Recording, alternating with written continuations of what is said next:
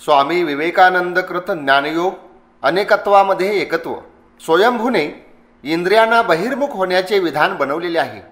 म्हणूनच मनुष्य समोर पाहतो तो विषयाकडे पाहतो, अंतरात्म्याला पाहत नाही. अमृतत्व प्राप्तीची इच्छा ठेवणारे काही ज्ञानी लोकांनी विषयाकडील नजर वळवून अंतस्थ आत्म्याचे दर्शन घेतलेले आहे. आम्ही पाहिले की वेदांतामध्ये आम्हाला या विश्वतत्वाचे पहिले अनुसंधान मिळते, ते बाह्य विषयांना घेऊन आहे. त्यानंतर या नवीन विचारांचा उदय झाला की वस्तूचे वास्तविक स्वरूप बहिर्जगताच्या अनुसंधानाने नाही तर बाहेरील बाजूची दृष्टी वळवून म्हणजेच आतल्या बाजूला दृष्टी टाकून आणणे शक्य आहे. आणि इथे आत्म्याचे विशेषण स्वरूप जो प्रत्यक हा शब्द प्रयुक्त झालेला आहे तोही एका विशेष भावाचा द्योतक आहे. प्रत्यक म्हणजेच जे आतील बाजूस गेलेले आहे. आमची अंतरतम वस्तू हृदय केंद्र, ती परमवस्तू ज्यामुळे जणू सर्व काही बाहेर आलेले आहे. तो मध्यवर्ती सूर्य ज्याची बाह्य किरणे आहेत, मन, शरीर, इंद्रिया आणि आमचे सर्व काही. बालबुद्धी मनुष्य बाहेरील काम्य वस्तूच्या मागे धावत राहतो.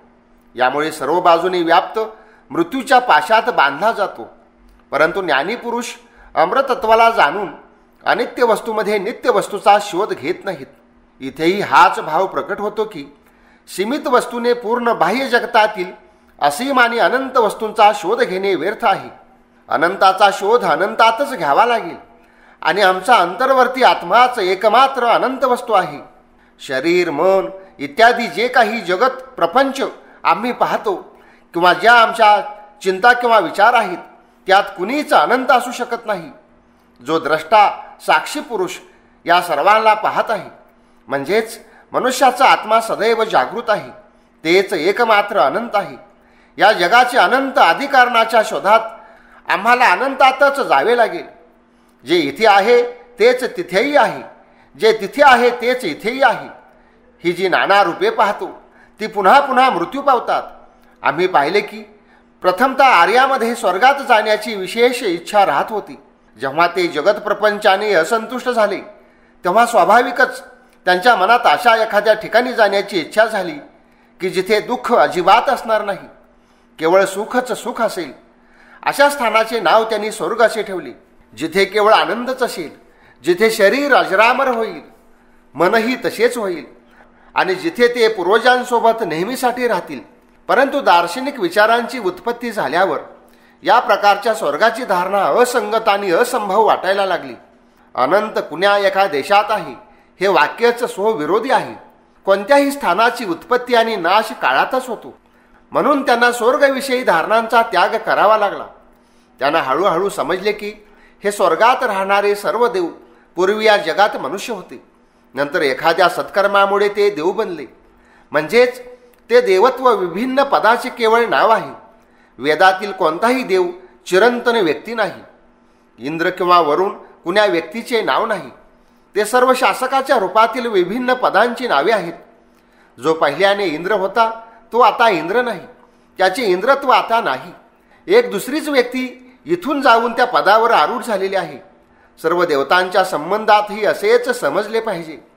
जे लोक कर्माच्या बलावर देवत्व प्राप्तीच्या योग्य होतात तेच या पदावर वेळोवेळी प्रतिष्ठित होतात, पण त्यांचाही अंत होतो. प्राचीन ऋग्वेदात देवतांच्या संबंधी आम्ही या अमरत्व शब्दाचा व्यवहार पाहतो, पण नंतर त्याचा एकदम परित्याग केला. कारण की त्यांनी पाहिले की हे अमरत्व देशकालापासून अतीत होण्यामुळे कोणत्याही भौतिक वस्तूच्या संबंधात प्रयुक्त होऊ शकत नाही. ती वस्तू कितीही सूक्ष्म असली तरी तिची उत्पत्ती देशकालातच होते. कारण की आकाराच्या उत्पत्तीचे प्रधान उपादान देश आहे. देशाला सोडून आकाराची कल्पना करून पहा, अगदी ती अशक्य आहे. देश हा आकाराच्या निर्मितीचे एक विशिष्ट उपादान आहे. या आकाराचे सतत परिवर्तन होत आहे. देश आणि काल मायेच्या आत आहे. हा भाव उपनिषदात खालील श्लोकात व्यक्त केला गेला आहे. जे काही इथे आहे ते तिथेही आहे, जे काही तिथे आहे ते इथेही आहे. जर या देवता आहेत तर जो नियम इथे आहे तोच तिथेही लागू होतो.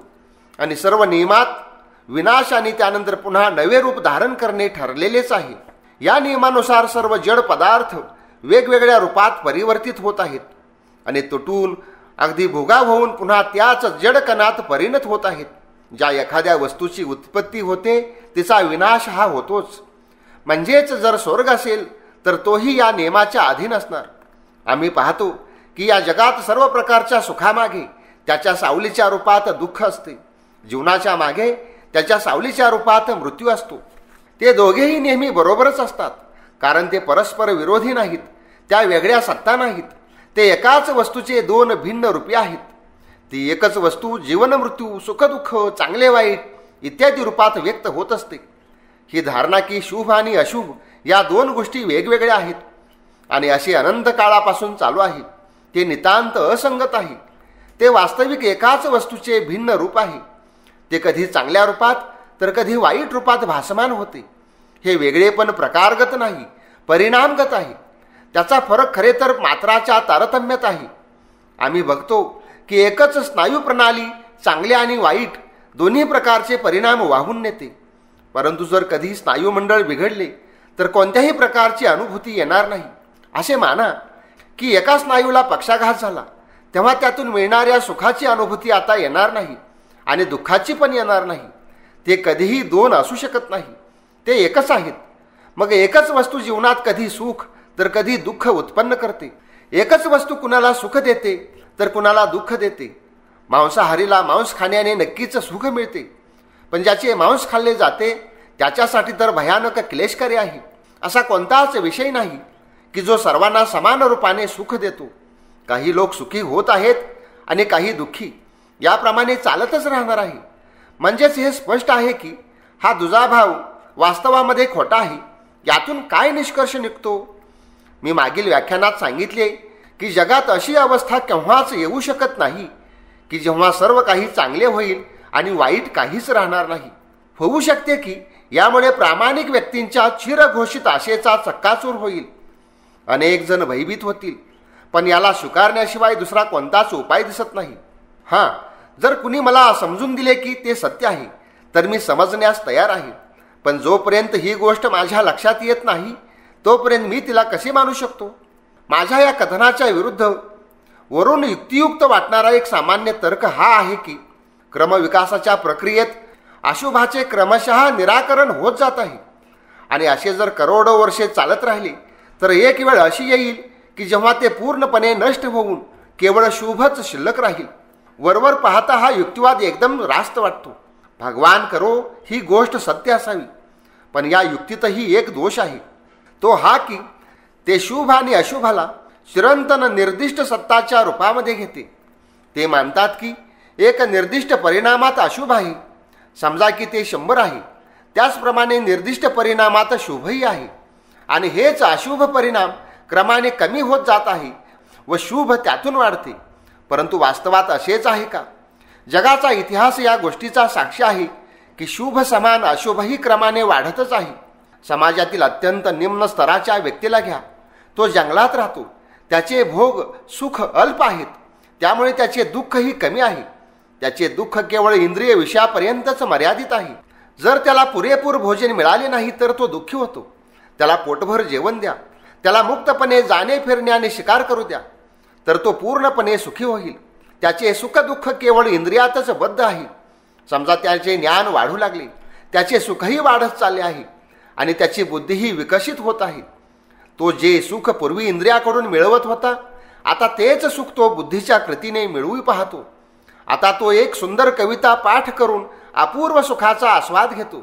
गणिताची एखादी समस्या त्याला अपूर्व सुख देते, पण त्याचबरोबर त्याच्या सूक्ष्म नाड्या त्या मानसिक पीडांना ग्रहण करण्यास सक्षम होतात, ज्याची कल्पना जंगली व्यक्ती करू शकत नाही. एक साधारण उदाहरण घ्या. तिबेटात विवाह होत नाहीत, म्हणूनच तिथे प्रेमाबद्दल ईर्ष्या सापडत नाही. तरीही आम्ही जाणतो की विवाह अपेक्षानुसार उन्नत अवस्था आहे. तिबेटी लोक पवित्रतेच्या अत्युच्च सुखाला पतिव्रता पत्नी, पत्नीव्रती पती यांच्यातील विशुद्ध दाम्पत्य प्रेमाच्या सुखाला जाणत नाहीत. परंतु त्याचबरोबर सती, स्त्री किंवा संयमी पुरुषाची भयानक ईर्ष्या याचाही ते अनुभव घेत नाहीत. किंवा एखाद्या पुरुष किंवा स्त्रीचे पतन झाल्यावर दुसऱ्याच्या मनात किती भयानक दुःख, किती अंतर्दाह उपस्थित होतो तेही ते जाणत नाहीत. एका बाजूला ते सुखी तर होतात, पण दुसऱ्या बाजूला दुःखीही. तुम्ही तुमच्या देशाचा विचार करा. पृथ्वीवर याच्या समान सधन आणि विलासी देश दुसरा नाही. पण दुःख कष्टही इथे किती प्रबल रूपाने विराजमान आहेत तेही पहा. इतर देशांपेक्षा इथे वेड्यांची संख्या कितीतरी जास्त आहे. याचे कारण हे की इथे लोकांच्या वासना अत्यंत तीव्र आणि प्रबल आहेत.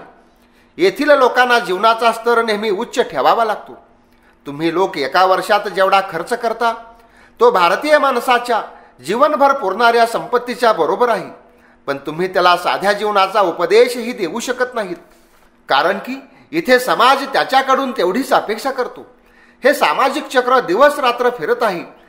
ते विधवांच्या अश्रूंनी किंवा अनाथांच्या आकांताने थांबत नाही. इथे सर्वत्र हीच अवस्था आहे. तुम्ही लोकांच्या भोगासंबंधीच्या व्याख्या बऱ्याच विकसित आहेत. तुमचा समाजही काही अन्य समाजापेक्षा जास्त सुंदर आहे. तुमच्याकडे विषय भोगांची साधनेही अधिक आहेत. पण ज्यांच्याकडे तुमच्यासारखी भोगांची साधने नाहीत त्यांचीही दुःखे तुमच्यापेक्षा कमी आहेत. याप्रमाणेच तुम्हाला सगळीकडे पाहावयास मिळेल. तुमच्या मनात जेवढा उच्च आदर्श असेल तेवढेच अधिक सुखही मिळेल आणि त्याच प्रमाणात दुःखही. एक जणू दुसऱ्याची सावली आहे. अशुभ कमी होत आहे ही गोष्ट सत्य असू शकते. पण त्याचबरोबर हेही म्हणावे लागेल की शुभही कमी होत आहे. परंतु असे म्हणता येऊ शकणार नाही का की वास्तवात शुभ कमी होत आहे व अशुभाची तीव्र गतीने वाढ होत आहे. खरे तर हे आहे की जर सुख गणितीय क्रमाने वाढत आहे तर दुःख भूमितीय क्रमाने. याचेच नाव माया आहे. हा न आशावाद आहे ना निराशावाद. वेद हे सांगत नाही की संसार केवळ दुःखमय आहे असे म्हणणे चुकीचे आहे आणि जग सुखाने परिपूर्ण आहे हेही म्हणणे योग्य नाही. बालकांना हे जग केवळ मधुमय, इथे केवळ सुखच आहे, केवळ फूल आहे, केवळ सौंदर्य आहे अशी शिकवण देणे चुकीचे आहे. आम्ही जीवनभर याच स्वप्नांना पाहत राहतो. मग एखाद्या व्यक्तीने दुसऱ्यापेक्षा जास्त दुःख भोगले असेल त्यामुळे सर्वच्या सर्व दुःखमय आहे हे म्हणणेही चुकीचे आहे. संसार केवळ या द्वैत भावाचा, चांगल्या वाईटाचा खेळ आहे. वेद याच बरोबर हेही सांगतात की चांगले व वाईट या दोन वेगवेगळ्या वस्तू आहेत असा विचार करू नका. वास्तवात त्या एकच वस्तू आहेत. ती एकच वस्तू भिन्न भिन्न स्वरूपात, भिन्न भिन्न आकारात आविर्भूत होऊन एकाच मनात भिन्न भिन्न भाव उत्पन्न करीत आहेत. म्हणूनच वेदाचे पहिले कार्य आहे वरून वेगळ्या वाटणाऱ्या या बाह्य जगामध्ये एकत्वाचा शोध घेणे. इराण्यांच्या त्या स्थूल जुन्या मतानुसार दोन देवतांनी मिळून ही सृष्टी निर्माण केली. शुभ देवता सर्व शुभ करते तर अशुभ देवता सर्व अशुभ करते. हे स्पष्टच आहे की असे असणे असंभवनीय आहे. कारण की जर याच नियमाने सर्व कार्य होत राहील तर प्रत्येक प्राकृतिक नियमाचे दोन अंश होतील. एका अंशाला एक देवता चालवेल आणि जेव्हा ती निघून जाईल तेव्हा तिच्या जागी दुसरी येऊन दुसरा अंश चालवेल. पुन्हा हे मत स्वीकारण्यात अजून एक अडचण आहे की एकाच वेळी दोन्ही देवता कार्य करीत आहेत. एका जागेवर एक देवता कुणावर उपकार करत आहे तर दुसऱ्या जागी दुसरी कुणावर अपकार करीत आहे. तरीही दोन्हीत सामंजस्य राहते. हे कशा प्रकारे संभवनीय आहे? नक्कीच हे मत जगताच्या द्वैतत्वाला प्रकाशित करण्याची खूपच अविकसित प्रणाली आहे. आता या सिद्धांताहून अधिक उच्च सिद्धांत घ्या. हे जग अंशतः शुभ आहे व अंशतः अशुभ आहे. त्याच तर्काने हेही विसंगत आहे. हा एकत्वाचा नियमच आहे. जो आम्हाला आहार देतो तोच अनेकांना दुर्घटना इत्यादीतून जीवही घेतो. म्हणजेच आम्ही पाहतो की हे जग न आशावादी आहे ना निराशावादी. ते दोन्हींचे मिश्रण आहे. आणि शेवटी आम्ही पाहू की सर्व दोष प्रकृतीच्या खांद्यावरून बाजूला काढून आम्ही आमच्यावर ठेवून दिले आहेत. त्याबरोबरच वेद आम्हाला बाहेर पडण्याचा मार्ग दाखवतात, परंतु अमंगलाचा स्वीकार करून नाही. कारण की ते तथ्याप्रमाणे आहे. त्याचे त्याच रूपात विश्लेषण करतात. काहीही लपून ठेवू इच्छित नाहीत. ते मनुष्याला एकदम निराशेच्या सागरात बुडू देत नाहीत. तरीही ते अज्ञेयवादीही नाहीत. त्याला या सुखदुःखाचा प्रतिकार सापडला आहे आणि तो प्रतिकार ते वज्रासमान दृढ आधारावर प्रतिष्ठित ठेवू इच्छितो. एखाद्या अशा असत्याने बालकांचे तोंड आणि डोळे बांधून नाही, त्याला तो काही दिवसातच पकडेल. मला आठवते जेव्हा मी लहान होतो त्यावेळी एका युवकाचे वडील वारले, ज्यामुळे तो फार असहाय्य झाला होता आणि एक मोठ्या परिवाराचा भाग त्याच्या डोक्यावर पडला होता. त्याने पाहिले की त्याच्या पित्याचे मित्रच त्याचे मुख्य शत्रू आहेत. एक दिवस एका धर्मगुरूच्या सोबत भेट झाल्यावर त्याने आपल्या दुःखाची कहाणी सांगितली आणि ते त्याला सांत्वना देण्यासाठी सांगू लागले. जे होते चांगलेच होते. जे काही होते ते चांगल्यासाठीच होते. हा तर जुन्या जखमांना सोन्याचा मुलामा देण्याचा जुनाच ढंग आहे. हे आमच्या दुर्बलतेचे आणि अज्ञानाचे लक्षण आहे. 6 महिन्यानंतर त्या धर्मगुरूच्या घरी एक पुत्र जन्माला आला. त्यानिमित्त जो उत्सव झाला त्यात तो युवकही निमंत्रित होता. धर्मगुरू भगवानाच्या पूजेस सुरुवात करून म्हणाले, ईश्वराच्या कृपेसाठी धन्यवाद. तेव्हा तो युवक उठून उभा राहिला व म्हणाला, हे काय करीत आहात? त्याची कृपा कुठे आहे? हा तर मोठा शाप आहे. धर्मगुरूने विचारले, ते कसे? युवक म्हणाला, जेव्हा माझ्या वडिलाचा मृत्यू झाला तेव्हा अमंगल झालेले असतानाही तुम्ही मंगल झाले असे म्हणाला. यावेळी पुत्राचा जन्म जरी वरून मंगलदायी वाटत असला तरी परंतु वास्तवात हा महान अमंगलकारी वाटतो. या प्रकारे संसारातील दुःख अमंगलाला झाकून ठेवणेच संसारातील दुःख दूर करण्याचा उपाय आहे का? स्वतः चांगले बना आणि जे कष्ट मिळतात त्याच्याप्रती दया संपन्न व्हा. जोडगाठ करण्याचा प्रयत्न करू नका, त्याने भवरोग दूर होणार नाही. वास्तवामध्ये आम्हाला या जड जगाच्या अतीतात जावे लागेल. हे जग सदैव चांगल्या आणि वाईटाचे मिश्रण आहे. जिथे भलाई दिसेल समजा की त्याच्या मागे नक्कीच वाईट लपलेले आहे. परंतु या सर्व व्यक्त भावनांच्या मागे, या सर्व विरोधी भावांच्या मागे वेद त्या एकत्वालाच पाहतो. वेद म्हणतो, वाईट सोडा आणि चांगलेही सोडा. असे केल्याने मग शिल्लक काय राहील? चांगल्या वाईटामागे एक अशी वस्तू आहे जी सत्यात तुमची स्वतःची आहे, जे वास्तवात तुम्हीच आहात, जे सर्व प्रकारचे शुभ किंवा अशुभाच्या अतीत आहे आणि ती वस्तूच शुभ आणि अशुभ रूपाने प्रकाशित होत आहे. प्रथमतः हे जाणा, तेव्हाच तुम्ही पूर्ण आशावादी होऊ शकता, त्याच्या आधी नाही. असे झाले तरच तुम्ही सर्वांवर विजय मिळवू शकाल. या अपात प्रतीयमान व्यक्त भावना वश करा, तेव्हा तुम्ही त्या सत्य वस्तूला आपल्या इच्छेनुसार व्यक्त करू शकाल. पण प्रथम तुम्हाला स्वतःचा ईश्वर बनावे लागेल. उठा, स्वतःला मुक्त करा, समस्त नियमांच्या राज्याच्या बाहेर पडा. कारण की हे नियम निरपेक्ष रूपाने तुमच्यावर शासन करीत नाहीत, ते तुमच्या सत्तेचे केवळ अंश आहेत. प्रथम हे समजा की तुम्ही प्रकृतीचे गुलाम नाहीत, न कधी होता न कधी होणार. प्रकृती जरी अनंत वाटत असली तरी पण वास्तवात ती ससीम आहे. ती सागराच्या केवळ बिंदूसारखी आहे आणि तुम्ही वास्तवामध्ये सागर स्वरूप आहात. तुम्ही चंद्र, सूर्य, तारे सर्वांच्या अतीत आहात. तुमच्या अनंत स्वरूपाच्या तुलनेत ते केवळ बुडबुड्या समान आहेत. हे जाणल्यावर तुम्ही चांगल्या वाईटावर दोन्हीवर विजय मिळवाल. तेव्हा तुमची सर्व दृष्टी एकदम बदलून जाईल आणि तुम्ही उभे राहून म्हणू शकाल, मंगल किती सुंदर आहे आणि अमंगल किती अद्भुत आहे. हीच वेदांताची शिकवण आहे. वेदांत हे सांगत नाही की सोन्याच्या पत्राने जखम झाकून ठेवा आणि घाव जितका चिघळेल त्याला आणखी सोन्याच्या पत्र्याने मढवा. हे जीवन एक कठोर सत्य आहे, यात शंकाच नाही. जर हे वज्रासमान दुर्भेद्य वाटत असले तरी प्राणपणाने याच्या बाहेर पडण्याचा प्रयत्न करा. आत्मा त्याच्यापेक्षा अनंतपटीने शक्तिमान आहे. वेदांत तुमच्या कर्मफलांना क्षुद्र देवतांना उत्तरदायी बनवत नाही. तो म्हणतो, तुम्ही स्वतःच तुमच्या भाग्याचे निर्माते आहात. तुम्ही स्वतःच्याच कर्माने चांगले व वाईट दोन्ही प्रकारचे फळ भोगत आहात. तुम्ही स्वतःच्या हाताने डोळे झाकून म्हणता की अंधार आहे, हात काढा, प्रकाश दिसेल. तुम्ही साक्षात ज्योती स्वरूप आहात. तुम्ही पहिल्यापासूनच सिद्ध आहात. आता आम्ही समजतो की जे इथे नानात्व दिसते तो पुन्हा पुन्हा मृत्यू मिळतो. या श्रुतिवाक्याचा काय अर्थ आहे? त्या एकत्वाला पहा आणि मुक्त व्हा. आम्ही या तत्वाला कशा प्रकारे जाणू शकतो? हे मन जे इतके भांबावलेले आहे आणि दुर्बल आहे, जे थोड्यामुळे वेगवेगळ्या दिशेने पळत असते, या मनालाही इतके सबल केले जाऊ शकते ज्यामुळे ते त्या ज्ञानाचा, त्या एकत्वाचा आभास मिळवू शकेल, जो पुन्हा पुन्हा आम्हाला मृत्यूपासून वाचवतो. पाणी उंच दुर्गम भूमीवर पडून ज्याप्रमाणे पर्वतातून वाहते, त्याचप्रमाणे जी व्यक्ती गुणांना वेगळे करून पाहते ती त्याचेच अनुकरण करते. वास्तविक शक्ती एक आहे.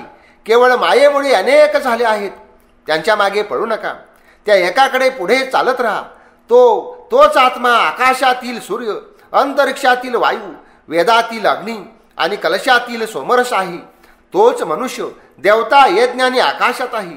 तोच जलात, पृथ्वीवर, यज्ञात आणि पर्वतावर उत्पन्न होतो. तोच सत्य आहे. तो महान आहे. ज्याप्रमाणे एकच अग्नी जगात प्रविष्ट होऊन बाह्य वस्तूच्या भेदाने भिन्न भिन्न रूप धारण करतो, त्याचप्रमाणे सर्व भूतांचा तो एक अंतरात्मा नाना वस्तूंच्या भेदाने त्या त्या वस्तूचे रूप धारण केलेला आहे आणि सर्वांच्या बाहेरही आहे. ज्याप्रमाणे एक वायू जगात प्रविष्ट होऊन नाना वस्तूंच्या भेदाने त्या त्या वस्तूचे रूप धारण करतो आणि सर्वांच्या बाहेरही असतो. जेव्हा तुम्ही या एकत्वाला मिळवाल तेव्हाच ही अवस्था येईल, त्याच्या आधी नाही. हाच खरा आशावाद आहे. सर्व जागी याचे दर्शन करावे. आता प्रश्न हा आहे की जर हे सत्य आहे, जर तो शुद्ध स्वरूप अनंत आत्मा या सर्वांचे आत विद्यमान आहे, तर मग तो सुख दुःख भोगतो. तो अपवित्र होऊन दुःख का भोगतो? उपनिषदे म्हणतात की तो दुःखाचा अनुभव करत नाही. सर्व लोकांना चक्षुस्वरूप सूर्य ज्याप्रमाणे चक्षुला दिसणाऱ्या बाह्य अपवित्र वस्तूंच्या सोबत लिप्त होत नाही, त्याचप्रमाणे सर्व प्राण्यांचा एकमात्र अंतरात्मा जगातील दुःखासोबत लिप्त होत नाही, कारण की तो तरीही जगाच्या अतीतच आहे. कावीळ झाल्यावर आम्हाला सर्व काही पिवळे दिसते, पण त्यामुळे सूर्यावर काही प्रभाव पडत नाही. जो एक आहे, जो सर्वांचा नियंता आणि सर्व प्राण्यांचा अंतरात्मा आहे, जो आपल्या एक रूपाला अनेक प्रकारचे करतो, त्याचे दर्शन जे ज्ञानी पुरुष स्वतःमध्ये करतात ते नित्य सुखी आहेत, दुसरे नाहीत. जे अनित्य वस्तूत नित्य आहे, जो चेतन असणाऱ्यामध्ये चेतना आहे, जो एकटाच अनेकाच्या काम्य वस्तूंचे विधान करतो, त्याचे जे ज्ञानी लोक आपल्या आतमध्ये दर्शन घेतात त्यांना नित्य शांती मिळते, दुसऱ्यांना नाही. बाह्य जगात तो कुठे मिळू शकतो? सूर्य चंद्र तारे त्याला कसे मिळवतात? तिथे सूर्यप्रकाश देतच नाही, चंद्र तारे इत्यादी चमकत नाहीत व विजाही चमकत नाहीत, तर अग्नीची गोष्टच कुठे? या सर्व वस्तू त्या प्रकाशमानानेच प्रकाशित होतात, त्याच्याच दीप्तीने सर्व प्रदीप्त होतात. इथे आणखी एक सुंदर रूपक आहे. तुमच्या लोकांपैकी जे भारतात आले आणि पाहिले की कसा अश्वत्थ वृक्ष एका मुळापासून उत्पन्न होऊन खूप दूरवर पसरतो, ते हे समजू शकतील. वरच्या बाजूला ज्याचे मूळ आणि खालच्या बाजूला ज्याच्या शाखा आहेत, असा हा चिरंतन अश्वत्थ वृक्ष हा संसार वृक्ष आहे. तोच उज्ज्वल आहे, तोच ब्रह्म आहे, त्यालाच अमृत म्हणतात. समस्त संसार त्याच्याच आश्रित आहे, कुणीही त्याच्यावर अतिक्रमण करू शकत नाही. तोच हा आत्मा आहे. वेदाच्या संहितेच्या भागात नाना प्रकारच्या स्वर्गाच्या गोष्टी आहेत, परंतु उपनिषद स्वर्गात जाण्याच्या या वासनेला निराकृत करतात. सुख या किंवा त्या स्वर्गात नाही, तर ती आत्म्यात आहे. स्थानांना काही अर्थ नाही.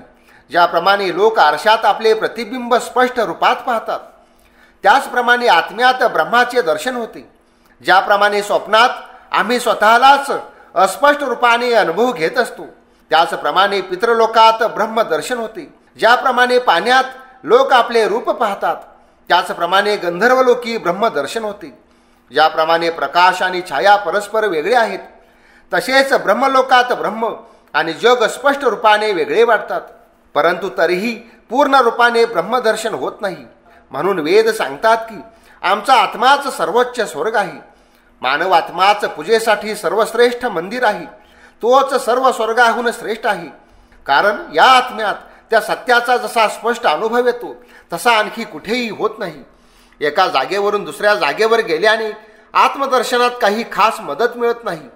मी जेव्हा भारतवर्षात होतो तो विचार करीत होतो की एखाद्या गुहेत बसल्यावर बहुतेक स्पष्ट रूपाने ब्रह्मरूपाची अनुभूती होत असावी, परंतु नंतर पाहिले की गोष्ट तशी नाही. मग विचार केला, जंगलात जाऊन राहिल्यावर बहुधा सोयीस्कर होईल. काशीचीही गोष्ट मनामध्ये आली. खरी गोष्ट अशी आहे की सर्व स्थाने एकाच प्रकारची आहेत, कारण की आम्ही स्वतःच आपल्या जगाची रचना करतो. जर मी वाईट असेल तर सर्व जग मला वाईटच दिसणार. उपनिषदे हेच सांगतात. सर्वत्र एकच नियम लागू होतो. जर माझा मृत्यू इथे झाला आणि मी स्वर्गात गेलो तर तिथेही मी सर्व असेच पाहणार. जोपर्यंत तुम्ही पवित्र होत नाहीत तोपर्यंत गुहा, जंगल, काशी किंवा स्वर्गात जाण्यात काही विशेष लाभ मिळत नाही. आणि जर तुम्ही स्वतःला चित्तरूपी आरशाला निर्मळ करू शकाल तेव्हा तुम्ही कुठेही राहा, तुम्ही यथार्थ सत्याचा अनुभव घ्याल. म्हणून इकडे तिकडे भटकणे म्हणजे केवळ शक्तीचा क्षय करणे आहे. त्याच शक्तीचा जर चित्त दर्पणाला निर्मल करण्यासाठी वापर केला तर किती चांगले होईल. पुढे लिहिलेला मंत्र याच भावाचे वर्णन आहे. त्याचे रूप पाहण्याची वस्तू नाही, कुणी त्याला डोळ्याने पाहू शकत नाही. हृदय संशयरहित बुद्धी व मनाने तो प्रकाशित होतो. जे या सत्याला जाणतात तेच अमर होतात. ज्या लोकांनी राजयोगासंबंधीची माझी व्याख्याने गेल्या उन्हाळ्यात ऐकली त्यांना मी हे सांगतो की तो योग ज्ञानयोगाहून थोडासा वेगळा आहे. ज्या योगावर आम्ही आता विचार करीत आहोत तो मुख्यतः इंद्रिय नियंत्रणाचा आहे. जेव्हा सर्व इंद्रिय संयत होतात, जेव्हा मनुष्य त्यांना आपला दास बनवतो, जेव्हा ते मनाला चंचल करू शकत नाहीत, तेव्हाच योगी अंतिम गतीला प्राप्त होतो. ज्या सर्व कामना मर्त्यजीवाच्या हृदयाच्या आश्रयाने राहतात त्या सर्व जेव्हा नष्ट होतात तेव्हा मनुष्य अमर होतो आणि इथेच ब्रह्माला प्राप्त होतो. जेव्हा या संसारातून हृदयाच्या सर्व ग्रंथी तुटतात तेव्हा मनुष्य अमर होतो. हाच उपदेश आहे इथेच, या पृथ्वीवर दुसरीकडे कुठेही नाही. इथे काही आणखी सांगणे आवश्यक आहे. साधारणतः लोक म्हणतात की वेद, दर्शन आणि धर्म या जगाला आणि त्यातील सर्व सुख आणि संघर्षाला सोडून त्याच्या बाहेर जाण्याचा उपदेश करतात. पण ही धारणा चूक आहे. केवळ असे अज्ञानी व्यक्तीच ज्यांना प्राच्य चिंतनाच्या विषयात काही कळत नाही आणि त्यांची योग्य शिक्षण घेण्या इतपत बुद्धीही नाही, ते या प्रकारच्या गोष्टी करतात. ते त्या लोकांची असे म्हणून निंदा करतात की काही क्षणातच इथे लोक रडून आणि हसून मरण पावतात. जोपर्यंत आम्ही दुर्बल राहू तोपर्यंत आम्हाला स्वर्ग नरक इत्यादीमध्ये फिरत राहावे लागेल. जे काही सत्य आहे ते हे की मनुष्याचा आत्मा, ते हेही म्हणतात की आत्महत्येमुळे जन्ममृत्यूचा हा अपरिहार्य फेरा पार करता येऊ शकत नाही. हो, खरा मार्ग मिळणे अत्यंत कठीण नक्कीच आहे. पाश्चात्य लोकांसारखे हिंदू ही कार्यकुशल आहेत, पण दोघांची जीवनदृष्टी भिन्न आहे. पश्चिमी लोक म्हणतात एक चांगले घर बनवा, उत्तम भोजन करा, उत्तम वस्त्रे वापरा, विज्ञानाची चर्चा करा, बुद्धीची उन्नती करा. या सर्वात ते फार व्यावहारिक आहेत. परंतु हिंदू लोक म्हणतात आत्मज्ञानच जगाचे ज्ञान आहे. ते त्याच आत्मज्ञानाच्या आनंदात घडून जाऊ इच्छितात. अमेरिकेत एक प्रसिद्ध अज्ञेयवादी वक्ता इंगरसोल आहे. ते एक अत्यंत सज्जन पुरुष असून एक फार चांगला वक्ता आहे. त्यांनी धर्मासंबंधी एक व्याख्यान दिले. त्यात त्यांनी सांगितले की धर्माची काही आवश्यकताच नाही. परलोकाला घेऊन आपली बुद्धी खराब करण्याची थोडीशीही गरज नाही. आपले मत समजावण्यासाठी त्याने एक उदाहरण दिले. संसार म्हणजे एक संत्री आहे आणि आम्ही सर्वजण त्यातून रस बाहेर काढू इच्छितो. एकदा माझी आणि त्यांची भेट झाली. मी त्यांना म्हणालो, मी आपल्याशी सहमत आहे. माझ्याजवळही एक फळ आहे. मीही त्यातील सर्व रस काढू इच्छितो. पण आपल्याशी माझा मतभेद केवळ फळाबाबतीत आहे. तुम्हाला संत्र्याचा रस हवा आहे व मला आंब्याचा. तुम्ही समजता की जगात येऊन खूप खाणेपिणे आणि काही वैज्ञानिक तथ्याला जाणणे एवढेच भरपूर आहे. पण आपणाला हे म्हणण्याचा काहीच अधिकार नाही की याला सोडून मनुष्याचे अन्य काहीच कर्तव्य नाहीत. माझ्यासाठी ही भावना अत्यंत तुच्छ आहे. जर जीवनाचे एकमात्र कार्य हेच जाणणे असेल की सफरचंद कोणत्या प्रकारच्या जमिनीवर पडते किंवा विद्युत प्रवाह कशा प्रकारे स्नायूंना उत्तेजित करतो, तर मग मी या क्षणी आत्महत्या करेन. माझा संकल्प आहे की सर्व वस्तूंच्या मर्माचा शोध लावावा. जीवनाचे खरे रहस्य काय आहे हे जाणावे. तुम्ही केवळ प्राणाच्या विभिन्न अभिव्यक्तींची चर्चा करता, पण मी तर प्राणाचे स्वरूप जाणू इच्छितो. मी या जीवनातच समस्त रस घेऊ इच्छितो. माझे दर्शन सांगते की जग आणि जीवनाचे समस्त रहस्य जाणावे लागेल. स्वर्ग नरक इत्यादीचा सर्व अंधविश्वास सोडावा लागेल.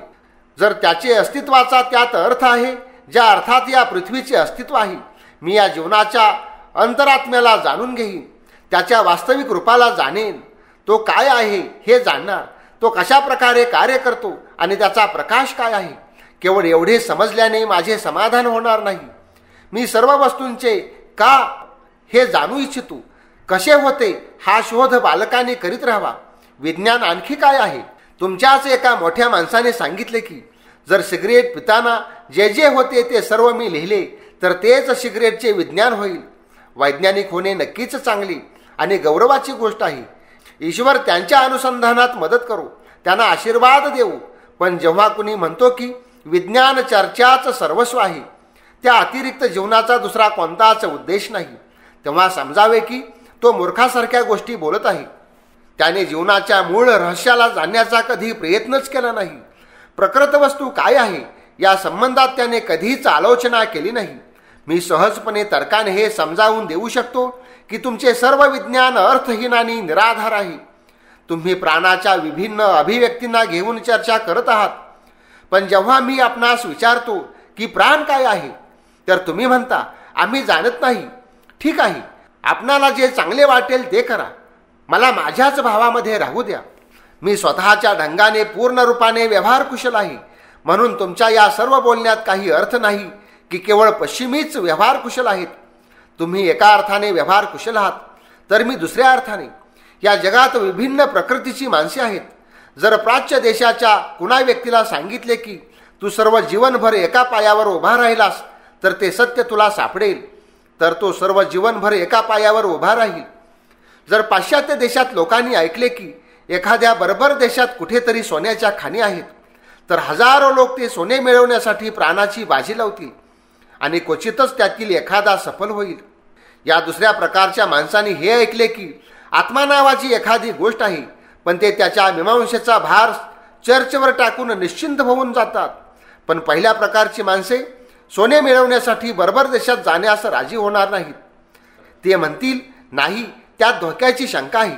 पण जर त्यांना सांगितले की उंच पर्वतावर एक अद्भुत साधू राहतात, ते त्याला आत्मज्ञान देऊ शकतात, तर लगेच त्या शिखरावर जाण्यास तयार होतील. मग या प्रयत्नात त्यांचा जीव गेला तरी चालेल. दोन्ही प्रकारच्या व्यक्ती व्यवहार कुशल आहेत. पण फरक किती आहे की तुम्ही लोक दिसणाऱ्या जगालाच सर्व काही समजतात. तुमचे जीवन केवळ क्षणभंगूर इंद्रिय भोग आहे. त्यात काहीही नित्यता नाही. प्रत्युत त्यामुळे दुःख क्रमाने वाढत जाते. आमच्या मार्गात अनंत शांती आहे आणि तुमच्या मार्गात अनंत दुःख. मी हे म्हणत नाही की तुमचा दृष्टिकोन चुकीचा आहे. तुम्हाला जसे समजते तसे तुम्ही करा. त्याने परम मंगल होईल, लोकांचे मोठे हित होईल. पण यामुळे माझ्या दृष्टिकोनाला दोष देऊ नका. माझा मार्गही आपल्या ढंगाने माझ्यासाठी व्यावहारिक आहे. या आम्ही सर्वजण आपापल्या परीने कार्य करू.